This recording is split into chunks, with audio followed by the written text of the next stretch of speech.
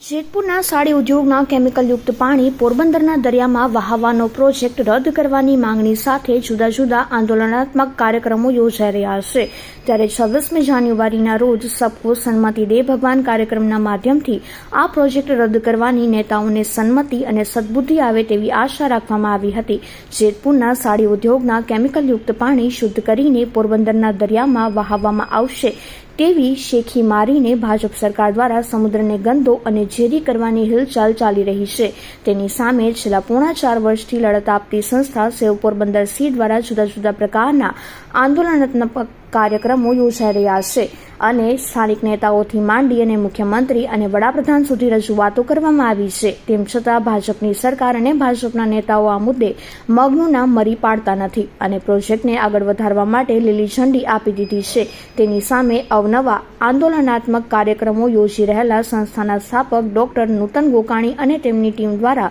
26મી જાન્યુઆરીના રોજ ચોપાટીના મેળા મેદાનમાં આવેલા રામદેવજી મહાપ્રભુના મંદિર પાસે સબકો સન્મતિ દે ભગવાન શીર્ષક હેઠળ એક વિશિષ્ટ ભક્તિ સંગીતનો કાર્યક્રમ યોજાયો હતો।